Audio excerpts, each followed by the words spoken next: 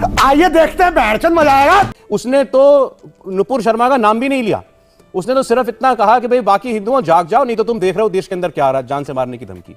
और बरेली के अंदर चाय की दुकान पे, पान की दुकान पे खड़ा होकर के एक आदमी कह रहा है वीडियो में कि मेरे सामने खड़ा कर दो, मैं गला काट दूंगा। मैं भी नाम नहीं लेता, क्यों बार बार नाम लेना उनका। मेरे सामने खड़ा कर दो, मैं गला काट दूंगा। दूसरा आदमी से कहता है तू मुझे बोल दे तेरा नाम वही है, मैं तेरा गला भी काट दूंगा। मतलब ये हालत हो गई है देश के अंदर। तो ये जहर कहां तक है? चड्ढा समझाओ इसे, समझाओ। ऐसे खिलौने बाजार में बहुत बिकते हैं, मगर इसे खेलने के लिए जो जिगर चाहिए ना, वो दुनिया के किसी बाजार में नहीं बिकता। मर्द से लेकर पैदा होता है। जवाब दीजिए इस बात का, क्या सर तन से जुदा करने वाले नारों को दिखाना इस्लामोफोबिया है? और बोलिए, बोलिए, आप बोलिए, अब इस्लामोफोबिया क्या है? चुके तो मैं बोलूंगा। हाँ, मैं चुप हूँ, बोलिए। बोल चुकेंगे तो मैं बोलूंगा, और जब आप अगर मेरे बीच में बोलेंगे तो फिर मैं चुप हो जाऊंगा। हाय फ्रेंड्स, स्वागत है आपका रैंडम न्यूज़ दुनिया चैनल पर। आज हम देखेंगे कि मुस्लिम कम्युनिटी में जितने स्कॉलर्स हैं सब इन कट्टरवाद का सपोर्ट कर रहे हैं और अब ये शरिया लॉ के सपोर्ट में आवाज़ उठा रहे हैं। इस वीडियो में हम देखेंगे एक सूफी ने इनके सारे राज खोल दिए। चैनल को सब्सक्राइब नहीं किया है तो कर लीजिएगा। ये आपकी, और ये मैंने पहले भी कहा था और मैं अब भी कह रहा हूँ, ये एक माइंड सेट है जो एक दिन में तैयार नहीं हुआ है। और दरअसल ये मजहबी तशद्दुद है जिसको इस्लाम के नाम पर पनपाया गया है पूरी कौम के अंदर। और 2000 तकरीबन 17-18 से मैं भी, देखो, मैं 4-4.5 साल का अरसा मैंने गुजार दिया, 4.5 साल का, कि कुछ मुद्दे ऐसे देश में रहे हैं कि जिनको मुझे बोलना इतना भारी पड़ा कि मैं पिछले 3-3.5 साल से तो कंटिन्यू अपने घर में कैद हूं और दिल्ली पुलिस का एक आदमी मेरे घर के बाहर बैठा हुआ है। सिर्फ ये कि 3 तलाक का मुद्दा जब पूरे देश में गरमाया हुआ था तो मैंने कुरान और हदीस की रोशनी में इतनी बात की कि कुरान भी खुद 3 तलाक एक सीटिंग की मुखालफत करता है और ये तरीका मुसलमानों में जो राइज है ये ठीक नहीं है। और मैंने कहा वही बात जो अभी मेरे एक भाई पैनलिस्ट कह रहे थे कि वो दुनिया में जितने भी इस्लामी मुल्क है वहां इस तरीके को देख लिया जाए, छानबीन कर ली जाए।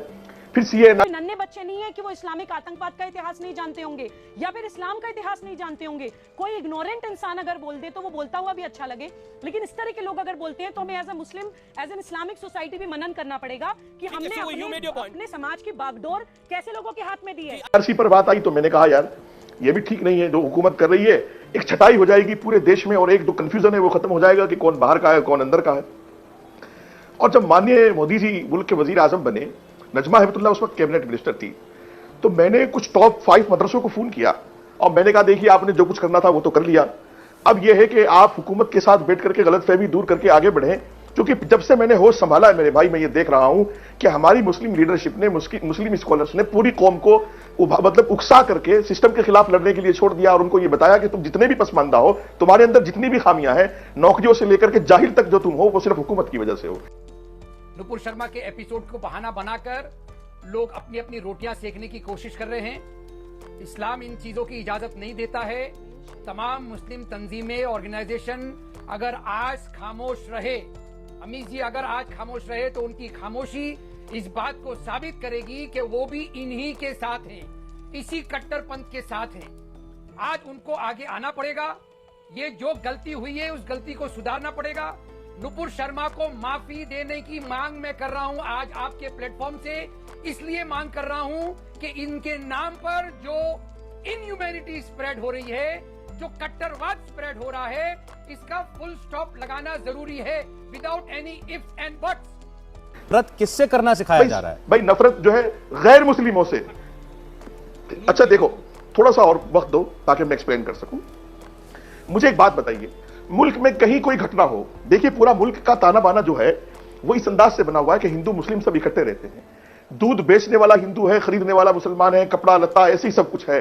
लेकिन अगर कहीं जरा सी कोई घटना होगी तो जितने मुस्लिम संगठन है वो बाहर निकल करके सामने आएंगे।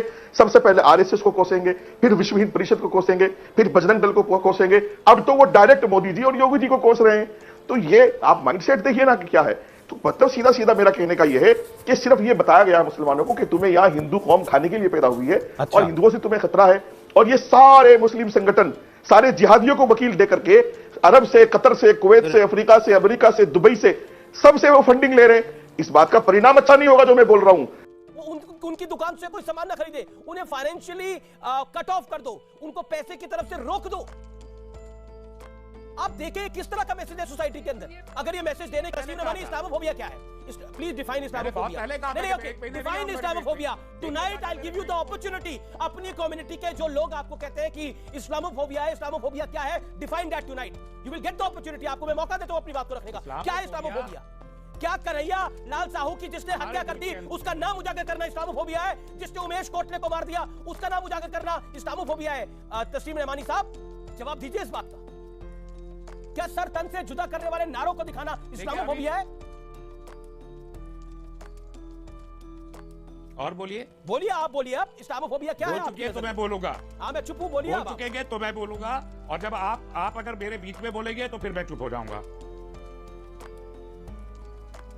इस्लामोफोबिया हमारे मुल्क में की हद तक ये है कि आप चीजों को सेलेक्टिवली पेश करें और एक खास कम्युनिटी को ही एक आप टारगेट करें, उसके किताब को टारगेट करें, उसके प्रॉफिट को टारगेट करें। सुबोई खान भी बैठी हैं यहाँ पर, ठीक है, अतीकुर रहमान भी बैठे हुए हैं यहाँ पर। सर्टिफिकेट मिल जाएगा। फिर गलत करें, आप फिर भड़का रहे हैं।